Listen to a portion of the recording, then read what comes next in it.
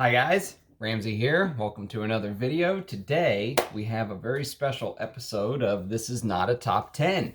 And this one is going to focus on the note of musk. And if you saw my first impressions video yesterday of a very special fragrance, that kind of got this episode rolling.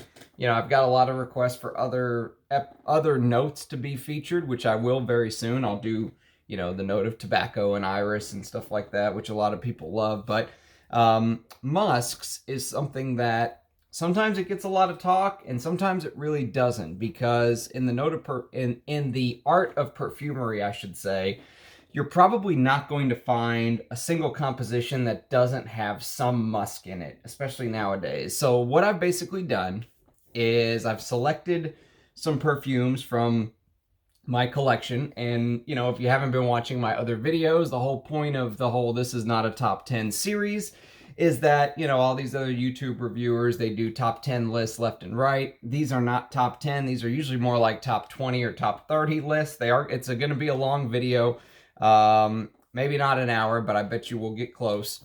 And so I picked some of the fragrances in my collection that feature a very prominent musk note. Again, you could probably argue the level of muskiness of some of these. Some of these are very musk heavy. Some of them have musk in the name. Some of them have musk as part of the overall composition. But I just picked some of my favorites. The more natural musks are going to be towards the end. So we're going to start with the normal synthetic stuff that you'll smell every day.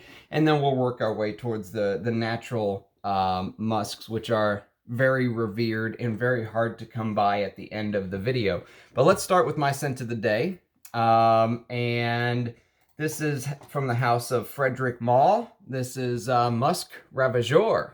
And this is a vintage bottle, as you can see by the cap. It doesn't have the EDP Additions de Parfums right there. The new logo, it has the old style bottle, which actually says Additions de Parfums Frederic Malle around the outside of the cap.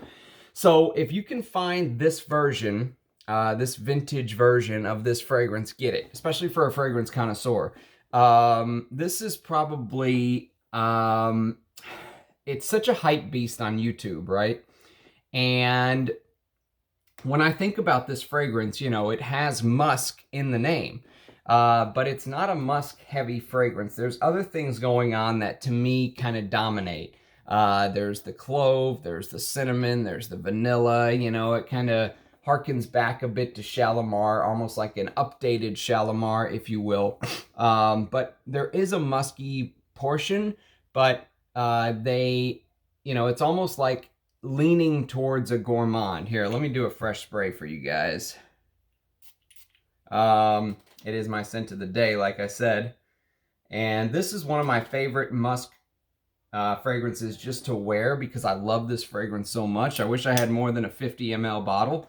The newer bottles smell even more gourmand. So the musk is turned down, and the edible gourmand type notes. I think I watched a review once from Robes 08, the Robes father, who said that this smells like a Cinnabon at certain points along the evolution of this scent.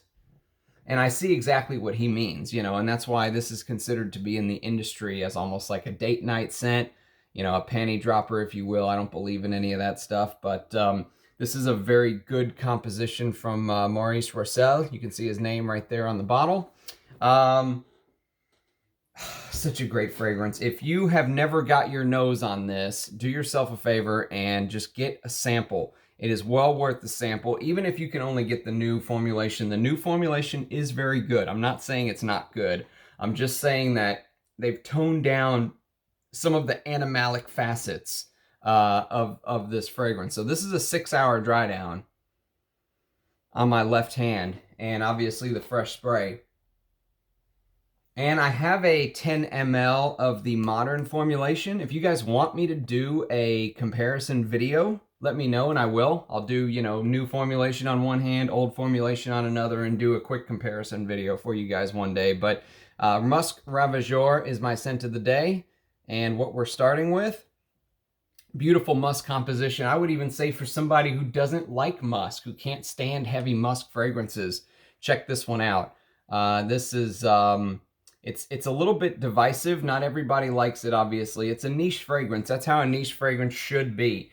The vanilla in this is beautiful. I think it's the lavender maybe at the top that tends to throw people off. There is this lavender tangerine mixture when it opens that I think maybe throws some people off. But Musk Ravageur is the first one on this list. All right, let's get started, or this will be a 8-hour video at this rate. So let's start with the decant. This is from the house of Lubin, which, you know, I've talked about some of their other fragrances. I talked about the vintage Idole de Lubin and EDT, which I love. It's a rum fragrance. This is also a boozy fragrance from the house. And this has 2 liquors in it. It has cognac and whiskey, but it's mixed with ambrette, which is known as Musk Mallow. And ambrette is actually a plant, but it gives off this muskiness. And it has leather and musk and oud and cedar and vetiver in the base. And in the top, with that cognac, you get saffron and juniper berries. So this is Korrigan. This is a very musky experience. It almost feels like, I was reading some of the Fragrantica comments and somebody said, it almost feels like the froth on a milkshake, or, you know, something like that. Some sort of like whipped cream, you know, with liquor and musk. And I totally get that. It is a very strange composition. I'm glad I only got a decant and not a full bottle, because this is not full bottle worthy to my taste. Some people might love this. Normally, I love the note of leather, and I love the boozy fragrances that have stuff like cognac and whiskey, and I love ambrette as well in a fragrance. But there's just something about this composition that's just a little strange. It almost comes across as like this weird milky. If you look at the bottle's white. Yeah, it's like this weird white milkiness with liquor and musk. It's just a strange one. But if you like niche perfumery and you like stuff that is a little bit off the beaten path, check out Lubin Korrigan. Again, shout out to Moudessir for hooking me up with these decants. If you look his name up on base notes, you will find him, Moudessir. I've done a lot of transactions with him. I can vouch for him. I trust him. You know, and usually if you're looking for a fragrance that is tough to find, check with him. He might have something stashed away. He has over 1,200 fragrances. Okay, next, we're going way back in time. We're going to go back to the year of 1966. So this is 1 year, I believe, after Habit Rouge from Guerlain. And it does kind of show a little bit in the composition what was popular in the mid-60s. This is from a house called Canon, Kanon. They're a Scandinavian house. And this is Kanøn Cologne for men. There's a lot of different versions of this floating around. Obviously, when something is around since 1966, there's going to be a lot of different versions. There's a little shorter version with a thinner cap. I don't know formulations, obviously. I can't speak to the formulations because they were made in different times. Like this particular one that I have, if you take a look, it says made in Canada. And I actually got this from Panouge, Enchanté Perfumes. He sent this to me for free with actually a larger order. And so again, that's the advantage of doing some of those bigger orders, is sometimes you'll get a freebie like this that I never would have bought. But I think he still has some more in stock. But this is a really interesting composition. Fragrantica calls it a woody aromatic. It's very floral for a masculine fragrance, which again, Habit Rouge was also powdery. It also had a beautiful floral note. I'm not comparing this to Habit Rouge because they don't smell the same, but the composition with the powderiness and the ability to make a fragrance masculine, you know, before the mid-60s, you didn't make masculine fragrances powdery. It was just something that I don't think men would have went for, but there was obviously a changing of the guard changing of the thought process. This basically has Sicilian bergamot, clary sage, lime in the top, lily of the valley, Egyptian jasmine, violet, cinnamon, olibanum in the mid. So you can see that floral lily of the valley, jasmine, violet right there. Boom. And then you mix with that spicy, and then the olibanum gives off this piney, resinous, you know, maybe even a little bit of smoke in the background. But then the base is what gets me. There's tree moss and oak moss. There's musk, obviously. It's why it's on the musk list. And then you get this patchouli, sandalwood, amber, honey, which I love the note of honey in perfumery. Look out for, this is not a top 10 on honey one day soon. And then vetiver.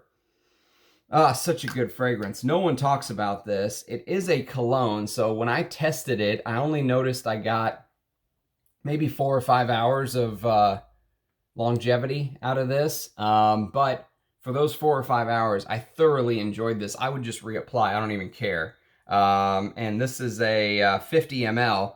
But sometimes I see them going for cheap, and sometimes I see some of these going for pretty darn expensive. So I don't know, but I'm not sure what's going on with the formulations there. If somebody knows, let me know in the comments. Okay, next is a fragrance that has no notes on Fragrantica. I don't know if I've shown you this bottle before. There's going to be some newbies from my collection you haven't seen. But this is a fragrance from Sorelle Fontana called If for Men. And this comes in a beautiful book as a box. I wish I had the box to show you, and it sits in the book like it's inside of the pages of the book. If you go to parfumo.net, you can see the packaging on the front page there. But this has galbanum, myrtle, and lavender in the top. Basil, cinnamon, pimento, myrrh, sandalwood in the mid. And then musk, vanilla, benzoin, and tonka bean. This reminds me a little bit of a Italian take on Jaipur Homme, who Annick Minardo made that fragrance, Jaipur Homme. It has that, you know, benzoin-y, vanilla with musk, and then it's spicy because of the cinnamon and the pimento. There's myrrh in this, which I love the note of myrrh. But even though I've mentioned a lot of heavier notes, I think the lavender and the basil and the myrtle and galbanum helps keep things fresh. So there is a freshness, just like Jaipur, I think can be worn in warmer weather. Maybe not the heat of summer, but I think this can as well. Very under the radar fragrance. You know, musk is not front and center here, but it's part of the overall composition. And no one talks about this fragrance. If you can get this for a good deal, score it, grab it, absolutely. Some of these older, this came out in 1994, by the way. So I think it's been discontinued. It only was out for about a decade, and then it got discontinued, I believe. But If for Men is one to keep an eye on. And then I'm going to show you a Bond number 9. And some of these on the list, I'm not saying go out and run and buy them, but I want to just highlight fragrances that have the heavy musk in the composition. And this is one such fragrance that is heavy, heavy musk. Musk is like the center point of this. Musk and rose and oud and tonka is all the notes listed in Fragrantica. But this is called Bond number 9. I believe it's called Signature. Fragrantica just says Bond number 9 perfume. Bond number 9 parfum. I don't know, but it's in this gold bottle. It is a parfum concentration. And it is one of the weirdest musk fragrances I've ever smelled. Obviously, it's synthetic. There's not a drop. Past 1979, there's never a drop of real musk in anything. It's all synthetic. And then past the mid-80s, I think nitro musks were banned. So it even further streamlines things. This is where we could really use your opinion in the comments here. But Bond number 9 Signature, I think this would work great on a woman. I will wear this sometimes. I have worn it. The dent in the bottle is me. You can see the line, the juice line right about there. So I do wear this from time to time, and I wear it mostly out of curiosity. The brief on Fragrantica, just so you can get an idea of kind of what you're dealing with here. I'm going to skip all the crap about seductions across Dubai, New York, all that stuff. It says, sweetness is accomplished by feminine rose, highly esteemed both in the East as in the West. South American tonka warms the whole fragrant composition with its caramel almond aromas, along with Asian deer musk, which finishes the precious fragrant saga. Is there real Asian deer musk in this? I'm not going to say no, because Bond number 9, even if I only have 300 subscribers, they'll come shut me down. I know they will. So if they say there's Asian deer musk in there, we'll say there's Asian deer musk in here. But boy, it is an interesting composition. I can't say I'm a big fan, but it is a very musky fragrance that I own in my collection. Then we're going to go on to one that I am a big fan of. This is from the house of Les Indemodables, and this is Musc de Sables. Musc de Sable. And Musc de Sables came out in 2019. It's an Antoine Lee composition. He's done a lot of his newer stuff, a lot of Les Indemodables' newer stuff. And this is a fragrance that I've never really given a full wear to. I've never worn it on a full day. Maybe I'll do a first impressions with this one day if you guys want.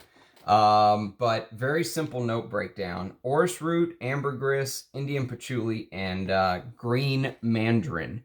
There's no musk even listed. Even though it's in the name, there's no musk listed on Fragrantica. But it does have that musky feel to it. And one thing that it has that really blows me away is the ambergris in this. I mentioned I love the ambergris in Ombre Supreme. This has a very similar, I think the common thread, you know how we talk about like a Towerade or a Guerlainade. I think the common thread that Antoine Lee is building between these fragrances is this beautiful ambergris. So Musc de Sables, you know, it's not a screamer. It's not going to reach out and touch you from across the room. But if you love the art of perfumery and you want to smell something new and amazing, check this house out. They are like the new Frederic Malle to me, Les Indemodables. And you see I got these little 10 mLs. These are not from the brand. I actually got this off of a friend on eBay, we'll say, that I've done multiple transactions with. But like I've said before, when you have a big collection, sometimes you don't always need 100 ml. I might not even finish this 10 ml, you know, little decant that I have. So if you can get your nose on that, check that out. And then we'll go back to the year 1975. And this is a very obscure fragrance. It's released from the house of Thomas Lawrence. And if you go to Parfumo.net, look up Batu Ivory, Bateau, Bateau Ivory. You'll notice there's no notes, not even in Parfumo, and they have notes for everything.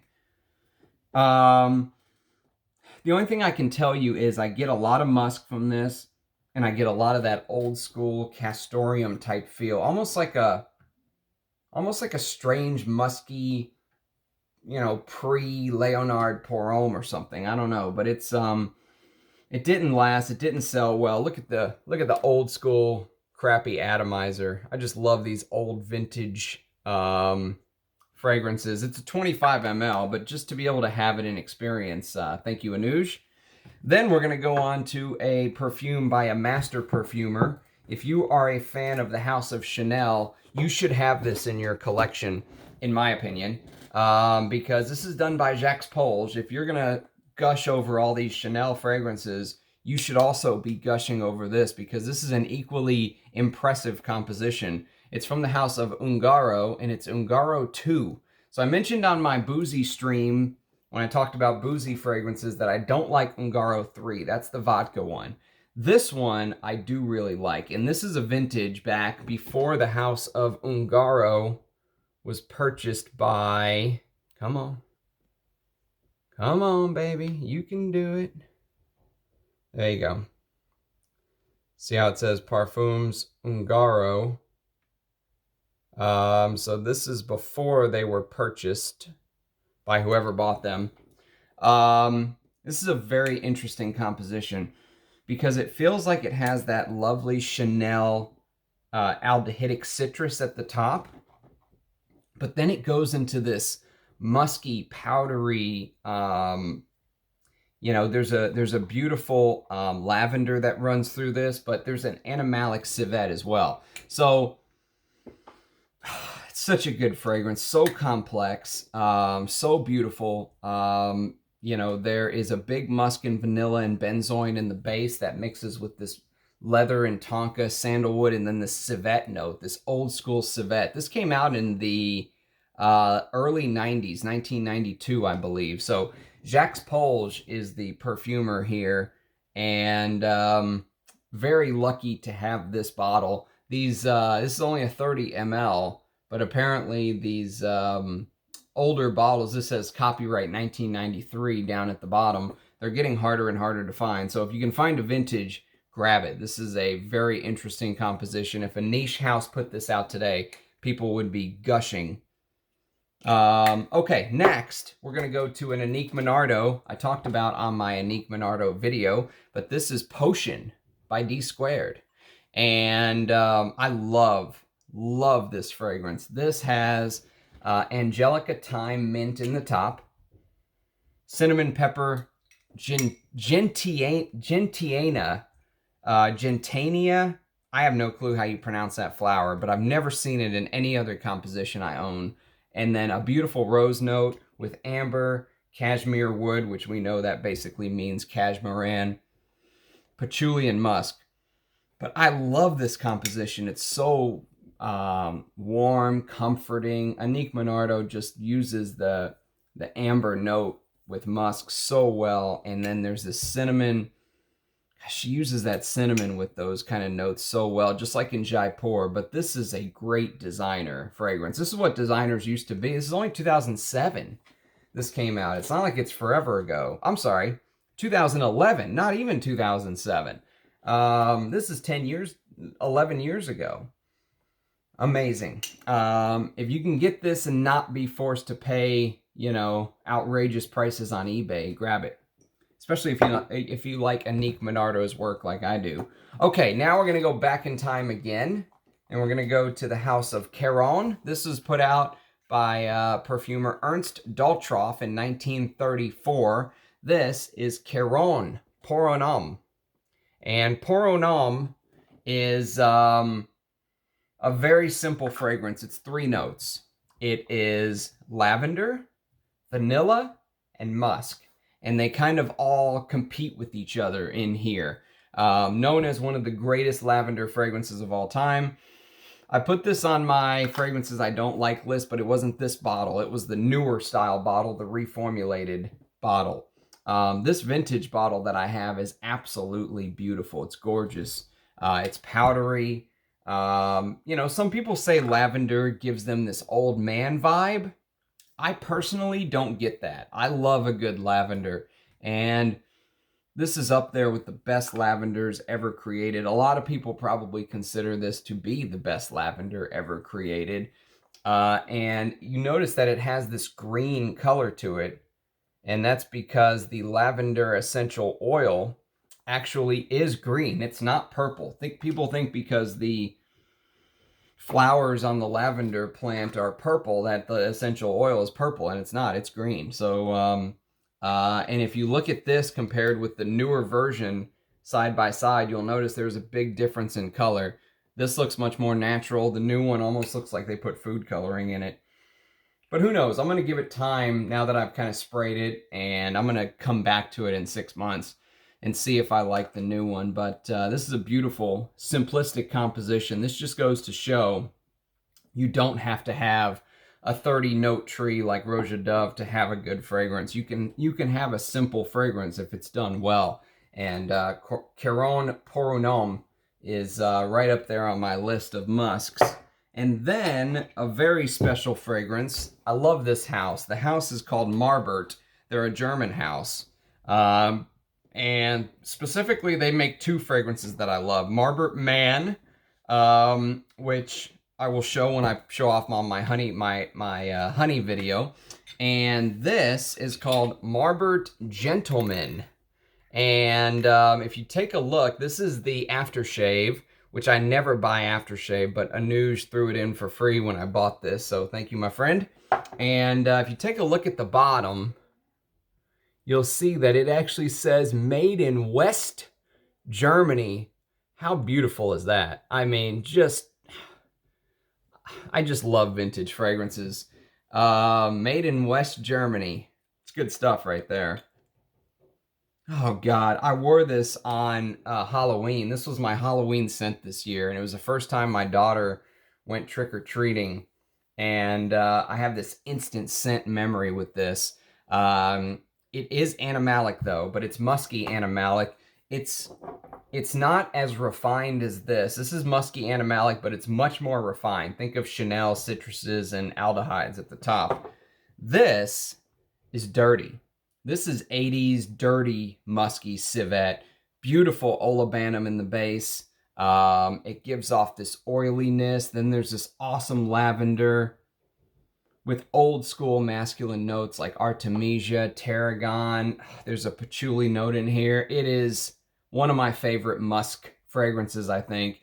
Even though it's tough to wear, you will smell like the 1980s wearing this. You will smell like you just stepped out of West Germany, and I freaking love it. So, Marbert Gentleman. Long discontinued. I think they repackaged it too. I believe this is the original bottle, and then I think maybe they repackaged it in a different bottle. I can't speak to the other reformulation. This is the only one I've smelled. Okay, next, we're going to go to a perfume from the early 80s from one of my favorite houses, from Amouage. And this was done by Guy Robert, and I would say this is his best fragrance. You can fight me on it if you want. I think this is his best fragrance. This is Amouage Gold Man.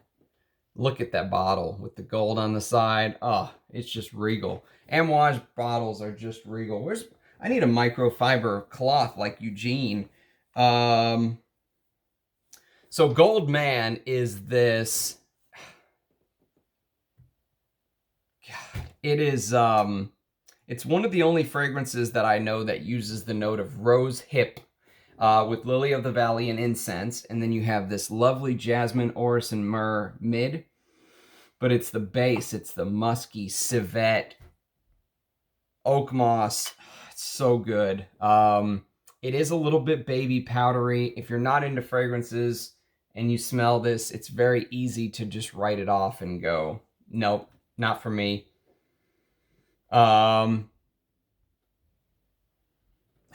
But it's so good. It takes that musky civet DNA and just adds this beautiful Amouage touch with the incense.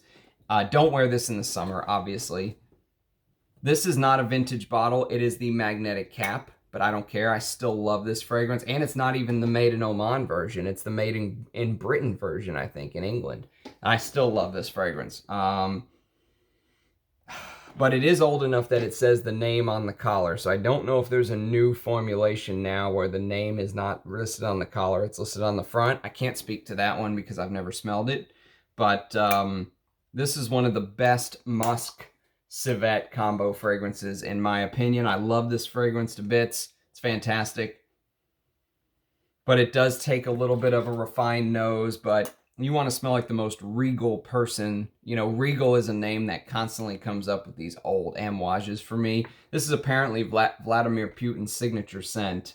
Can you just imagine the Kremlin just smelling like this as he's walking through? My God. All right, next is a fragrance that I will admit I struggle with. I struggle big time with this fragrance, actually. So if you struggle with fragrances, you know, you're not alone. There are just some fragrances that challenge us, and this house, actually, in general, I struggle with. God, it's the house of Bogue MAAI, and this is called MAAI. And MAAI is this aldehydic floral civet with this giant dose of musk.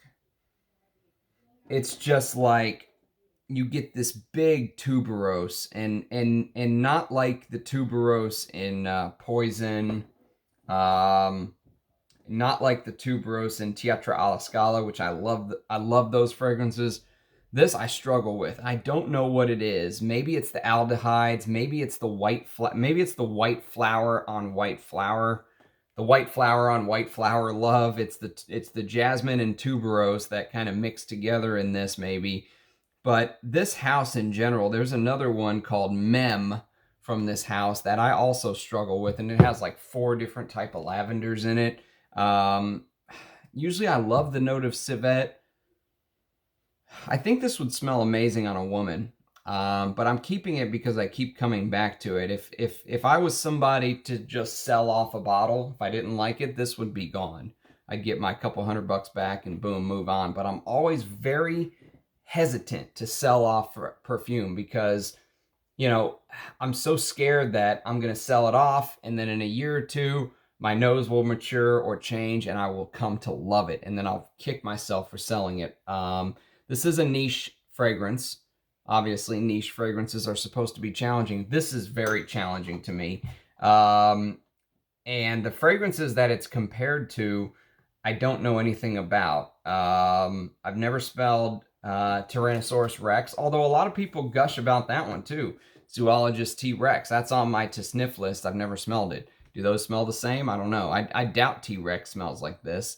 T-Rex is supposed to have this like smoky element to it. I don't get much of that here. And I've never smelled La Nuit Paco Rabanne. I've never smelled that one. So yeah, I'm not sure. But this one, this house in general is almost like a, I have it to have it for art's sake, but I don't wear this one. Okay, next is, we're gonna go back 20 years. We're gonna go to the year 2000. And this was created by Jean-Pierre Bouthard. This is Burberry Touch for Men. Yes, I know. Bringing out the big guns here. And look how milky my juice is. I've had this for a long time.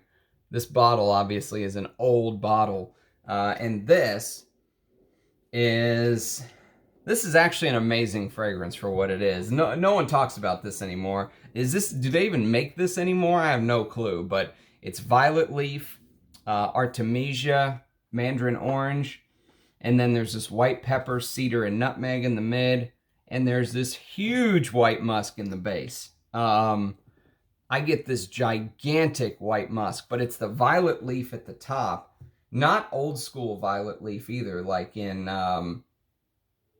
gray flannel or, you know, Dior Fahrenheit, which I actually like those fragrances more than this. That's much more my style. This is way too modern for me, to be honest with you. But I used to rock this. I used to rock this when I was a kid. You know, going out to the bar and stuff. And Burberry Touch, I don't know how to tell, you know, versions or bottles or anything like that, but they say this was made for the turn of the century. It's supposed to be like a modern man's fragrance, and I totally get that. It's very fresh. Women love this because they love freshness. This has this freshness with this giant white musk. I'll usually wear this in the summer, but you know, if you like, if you like fragrances like Aventus, not that this is anything like Aventus, but if you like those type of compliment getters, I'd say try this out if you can find a good deal. I don't even know if they make it. I don't know price. I don't know if it's discontinued, but it is a big musk fragrance in my collection. So here it is. Okay, now we're going to go back to kicking it old school, the next couple. This one is from the year 1974, so very old school. And this is a fragrance by Coty called Musk for men, of course. And this is a older bottle. The new bottles, I think, have a, I think the new bottles have a silver cap, if I'm not mistaken, but look at that lovely atomizer. No crimp on the atomizer. Cheapest plastic you could imagine. And yet, this is still a good musk fragrance. Just as far as musk fragrances go. If you just want a good musk and amber, grab this. That's all this is. This is musk and amber. With maybe some citruses. That's all I get. But Coty Musk, you're not going to see anyone, you're definitely not going to see anyone hype this. you know, unless they want to lose subscribers instead of gain them on their channel. No mainstream perfume channel is going to be hyping Coty Musk, I can tell you that. But I mean, it looks like something you would just throw in your gym bag and go, you know what I mean? It just looks like, look at the color scheme. It's so 1970s.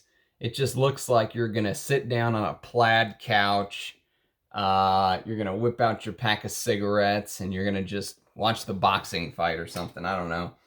But beautiful, beautiful, beautiful musk fragrance. And then one that is also old school, and yet, you know, I said yesterday that musk has this like fine line, you know, like if it's here, it's okay, but if you just put a little too much, it almost like it gets too musky. This goes a little bit into the too musky territory for me. Plus there's this yellow flower, ylang ylang, that I struggle with in this one. It's a good fragrance, don't get me wrong, and I think you would definitely be unique. You would stand out if you wore this as a signature scent. This is Paul Sebastian's Fine Cologne. This came out in 1979, and this is a vintage bottle back before the House of Paul Sebastian was purchased. And I mean, what else can I say about it? It does have some spices, it has some cloves, but mostly I just get this musk, lavender, and big floral. And the florals are ylang ylang, rose, and jasmine. There is oak moss in the base. I would say, from memory, once this fragrance hits about the 2 or 3 hour mark, I really start to enjoy it. But those first 2 or 3 hours are just kind of like, I'm not too sure about it. Do not pay big money for a vintage, I don't think. I think the current stuff is probably just as good.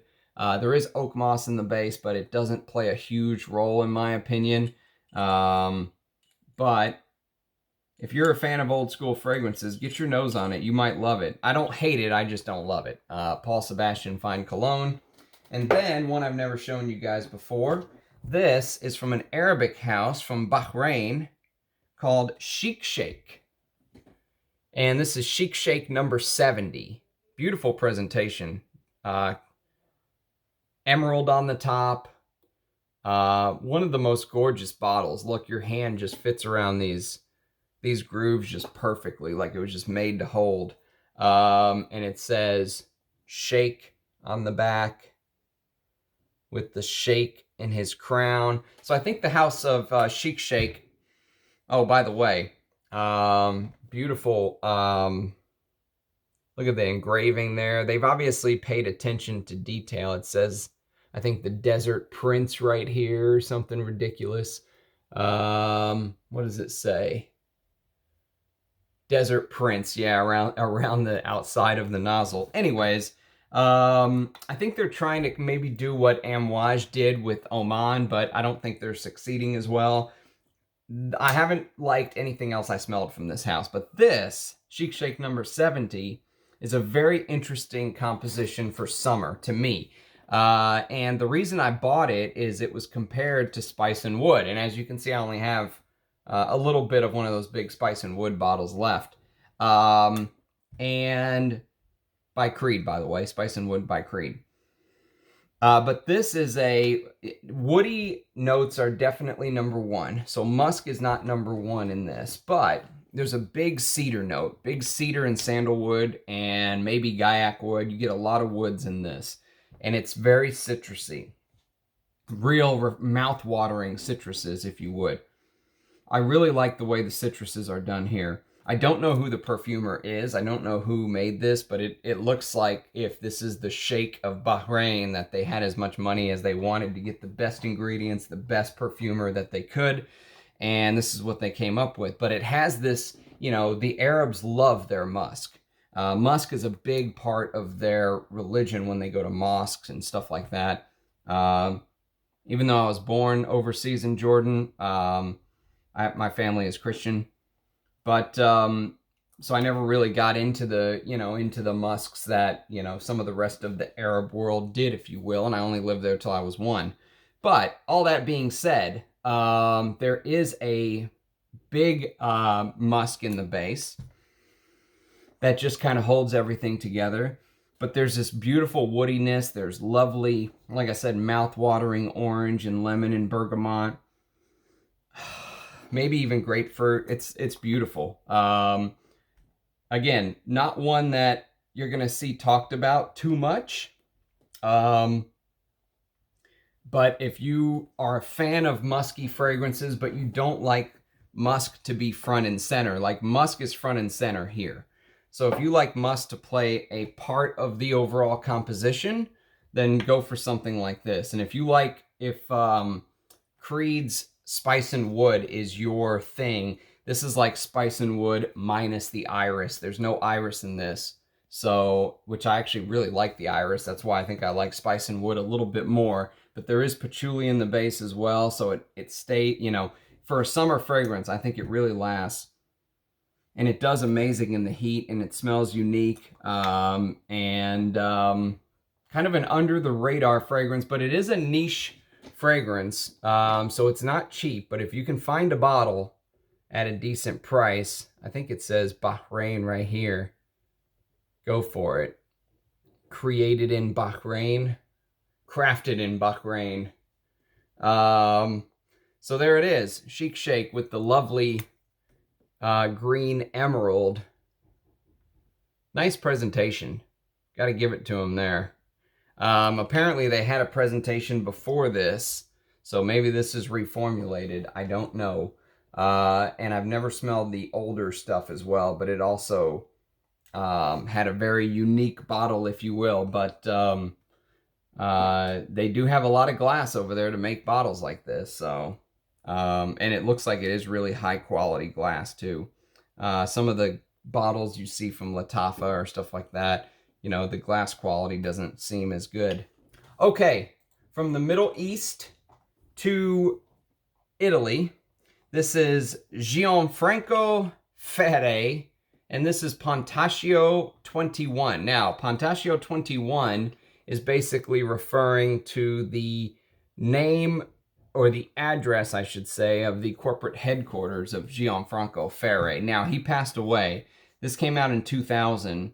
This came out before he passed away. I think he passed away 6, 7, 8 years after this came out.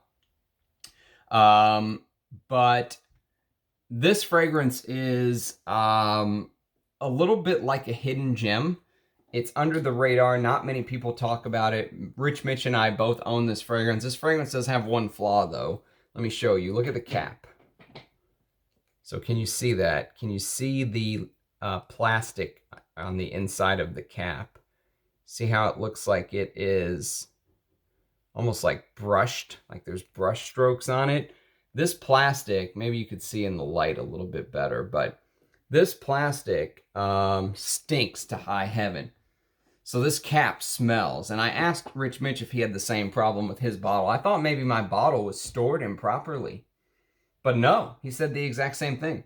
He said it smells like it was, you know, crafted in, I don't know, in a nuclear facility or something. It's brutal. There it is. Can you see it? Just the worst. This is the offender, the offending cap. And so it's very hard to smell anything from the atomizer. But if you spray it, it's absolutely lovely. Here, let's do a spray, shall we?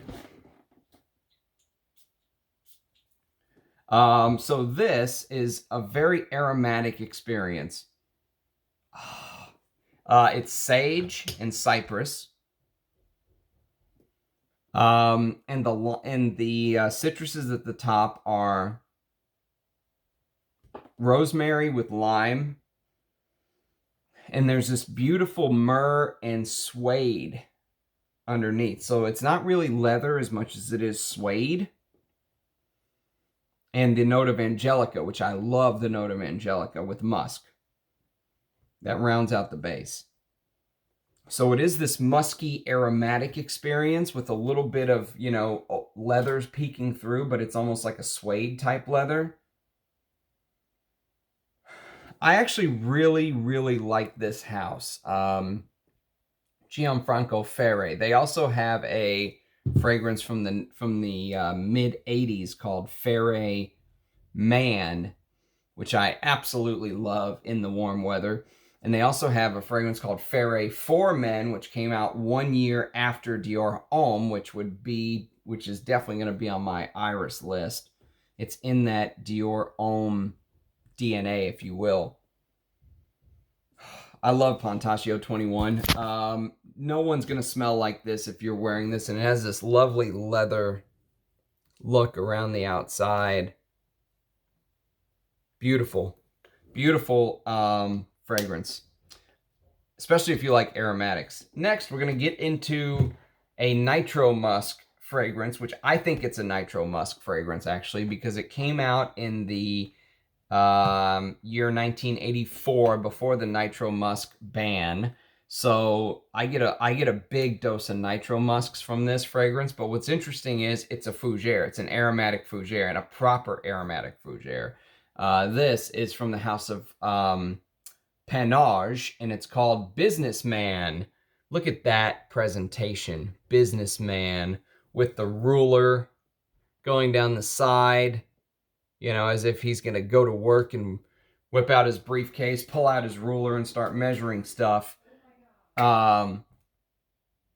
Absolutely amazing for fougere lovers that love green fragrances. There's this beautiful tarragon, artemisia, rosemary, thyme, and then you get the musk in the base. And it smells like old school Nitro Musks to me, because it just lasts and lasts and lasts on your skin. This stuff lasts forever. It lasts like 10 hours on my skin for an aromatic fougere. And there's a beautiful leather note in the base as well. This stuff is amazing. I wish I got a 100 ml bottle instead of a 50 ml bottle.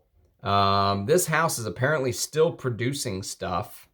They have a new line of fragrances that just came out. I've never smelled any of their new stuff, but I think that's their logo right there.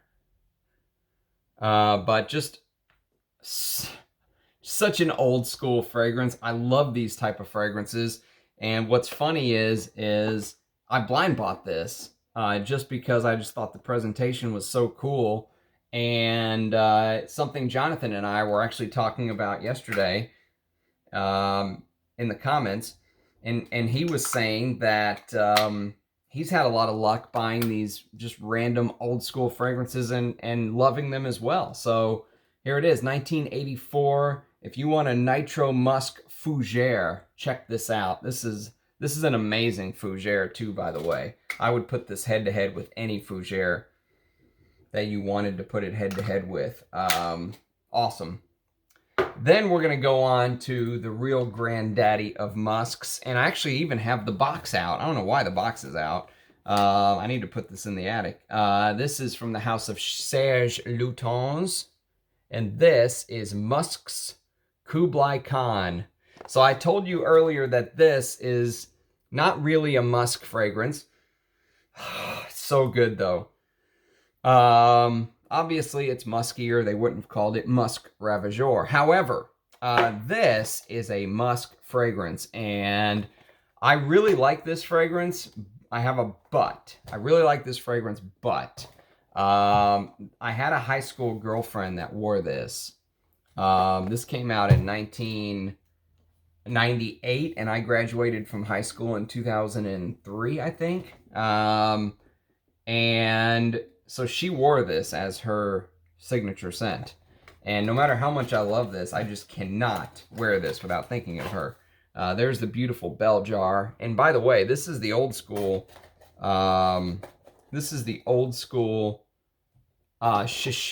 Shiseido version. So this is a vintage Shiseido Musk Kublai Khan, not Serge Lutens. Well, it is Serge Lutens, but back when Shiseido owned them, I guess. And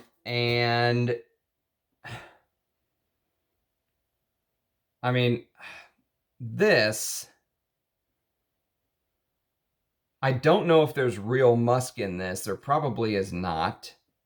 It's got to be synthetic, you would think. But as far as a synthetic musk goes, if you want a musk-forward fragrance done very well, this is it. It does get animalic, especially in the vintage like this. But there's just something that it's almost like you hate to love it. You know, you're smelling it and you're like, oh God, but you just have to go back and continue to smell it. Like, I hate this smell, but I just have to go back and keep smelling it, kind of thing. That's what I get in this. And you know, probably the hate part is because it brings me back to being in high school.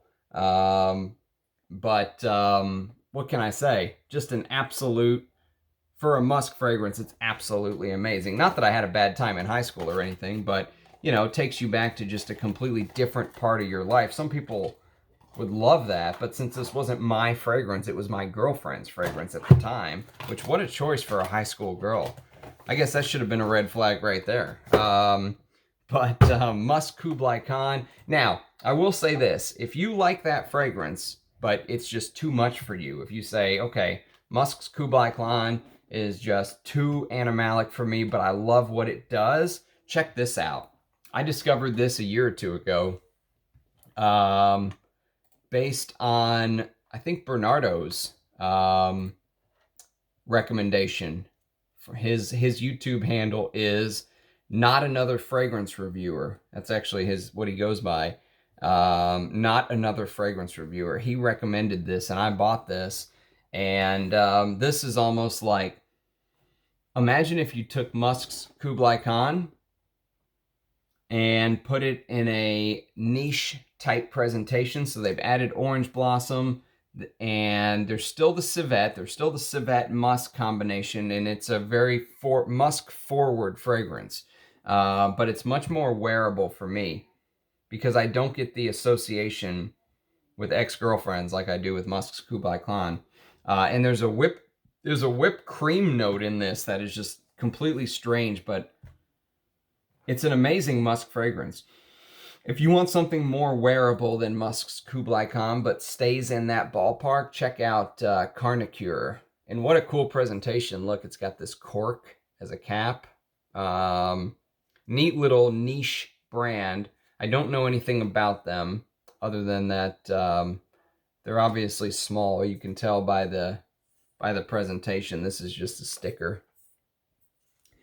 And then we're going to get on to the natural musks. So far, these have all been the synthetic designer. You know, even if they're niche, you're not going to get real deer musk in these fragrances I've shown you so far. Now we will move on to the real deer musk fragrances. And I'm going to show you one that when I do, I will give you guys a hint if you love watching my videos. I'm gonna do an animalic list just like this, of This Is Not a Top 10 one day, and this will be #1 hands down, unless I find something in the next month or two that just completely blows me away. This is #1. It's from the house of TSVGA. I don't know if that's pronounced TSVGA or SVGA. I don't know how you say that. But this is Fiona. Come on, Fiona, get out here. There you are. Fiona from the house of TSVGA Parfums. So the perfumer is a young kid named James Barry. Let me just read you the notes, okay? This is an all-natural perfume house, I believe, or very close to all-natural. So we have Siberian deer musk, real deer musk. We have civet. We have brown and white ambergris and black ambergris. We have Hyraceum. We have Hyraceum Absolute. We have Castoreum. We have Onycha, O-N-Y-C-H-A. I have no clue what that is. Oh, sorry, goat's hair. That's goat's hair, I think. We have Bourbon Vanilla. We have Tonka Bean. We have Skunk Accord, so actual little bit of skunk pod in this. Muskrat. Muskrat. Indian Oud. Laotian Oud. Vietnamese Oud. Oak Moss Absolute. French Vanilla Absolute. Jasmine Sambac Absolute. Jasmine grandiflorum absolute, Moroccan rose absolute, white champaca absolute, white lotus absolute, pink lotus absolute, ylang ylang absolute, and frangipani absolute. I'm going to do that again, by the way, when I do my animalic video. This fragrance is absolutely amazing for an animalic lover. Blew me away. You should have seen my text messages to Rich Mitch the day I wore this. He was probably like, shut up, Ramsey, because this is so good. It has everything you could ever want in an animalic fragrance. Everything combined into one, but it's not crazy. It works. The ouds work with the ambergris, the civet, the goat's hair tincture, which I don't even know what that adds to a fragrance, but there you go. Skunk pod, freaking muskrat. It's so good.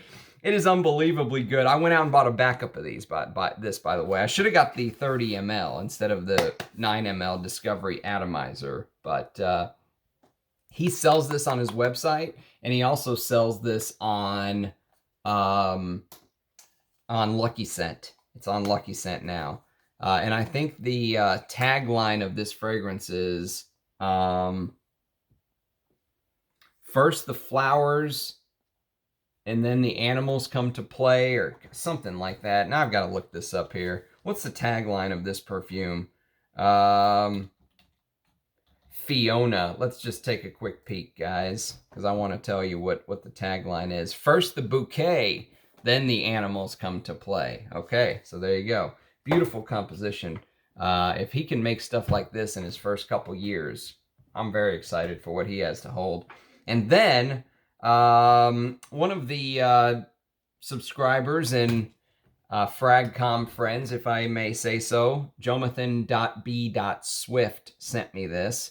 So Eddie, thank you very much. This is Aurige Ladore's Siberian Musk. I did a first impression of this yesterday. It's what basically spurned this video. And I think this is my favorite natural musk fragrance I've ever smelled. It's so, God, it's almost like a religious experience, literally. I'm not saying that lightly. It's like you,